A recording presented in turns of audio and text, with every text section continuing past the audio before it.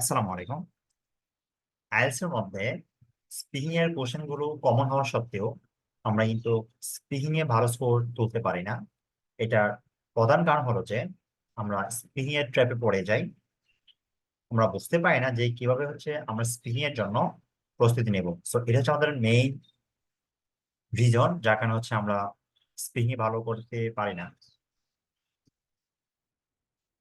এটার মেইন যে রোল সেটা হলো যে আপনাকে নোট করে প্রস্তুতি নিতে হবে। এটি একমাত্র কারণ যেটার মাধ্যমে আপনি স্প্রিং এর ট্র্যাপ থেকে নিজেকে রিকভার করতে পারবেন এবং কি গোছানো ভাবে একটা প্রস্তুতি নিতে পারবেন।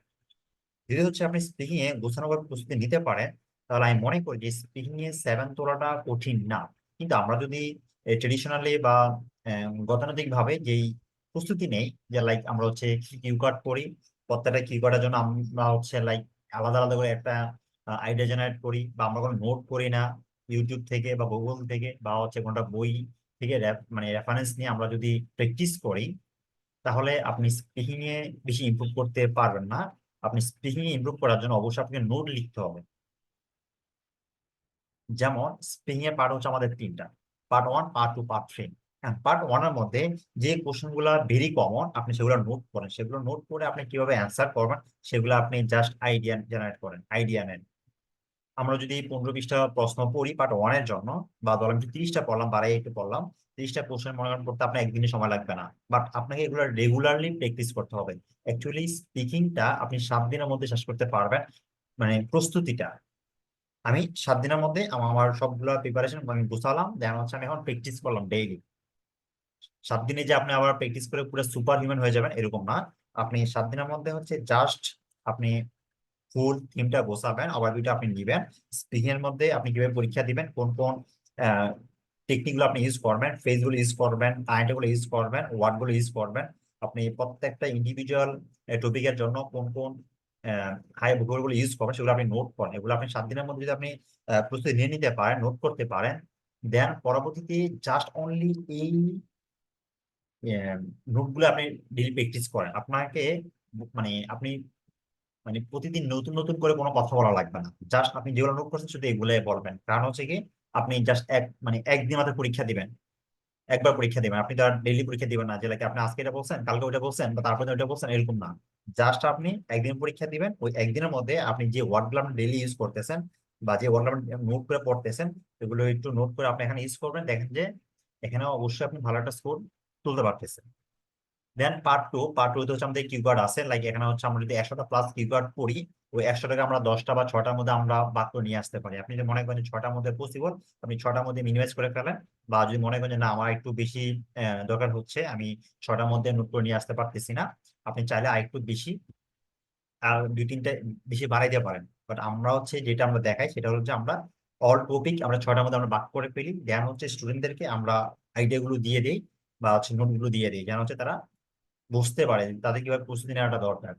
সো এ আপনি আপনার মতো করে এই যে পার্ট 2টা গুছাই নেন। যখন পার্ট 2টা আপনি গুছাই ফেলতে পারবেন, দেখবেন যে পার্ট 2 এর যে কিউকারটা আছে ওইটার মতো করেই ফলো আপ কোশ্চেন গুলো পার্ট 3 আসে। তখন যখন পার্ট 2টা আপনি খুব কমপ্লিটলি আপনি সুন্দর সুন্দর করে বলতে পারবেন, আপনার আইডিয়া অটোমেটিকলি আপনার মাথায় চলে আসবে।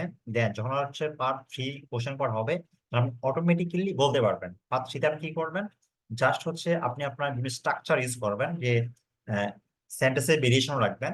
আমরা যত বেশি সেন্টেন্স ইউজ করতে পারবো তত বেশি আমাদের জন্য ভালো। যে আমরা একটা সেন্টেন্স দিয়ে বা এক স্ট্রাকচার দিয়ে সবগুলো কথা আমরা বলবো না, আমরা স্ট্রাকচার মধ্যে আমরা ভেরিয়েশন আনবো। লাইক আমরা প্রথম সাপোজ আপনি সিম্পল সেন্টেন্স কথা বলতে পারেন।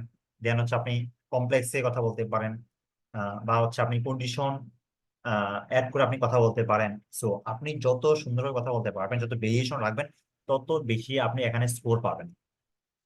ইভেন স্পিকিং এর আরেকটা মেইন পয়েন্ট হলো যে আপনাকে অবশ্যই গ্রামার ঠিক রাখতে হবে। যদি আপনি গ্রামার ঠিক রেখে আপনি কথা বলেন, মিনিমাম 6 হলেও পাবেন। আপনি টেম্পারেট ইউজ করেন বা নর্মালি কথা বলেন, কিন্তু আপনার গ্রামার ঠিক আছে।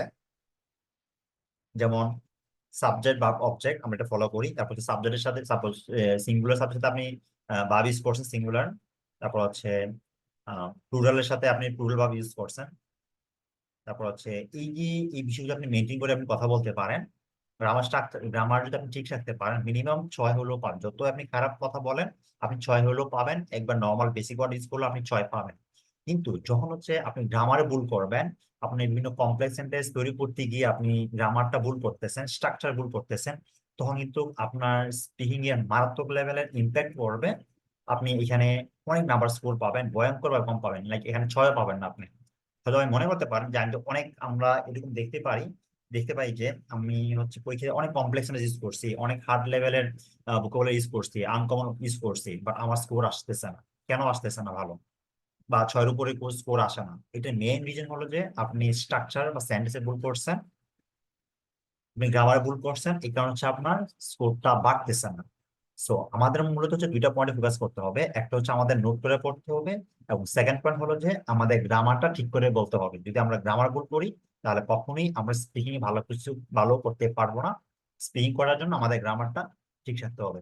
তাহলে এই দুইটা জিনিস ফলো করে দেন আদার যে বিষয়গুলো আছে, হাই ভোকাবুলারি, তারপর ফ্রেজ এন্ড কমপ্লেক্স সেন্টেন্স, যদি আপনি এগুলা ইউজ করে কথা বলতে পারেন, সেন্টেন্স ভেরিয়েশন রাখতে পারেন, তাহলে আপনি 7+ আশা করি পাবেন, মিনিমাম 7 হলেও পাবেন।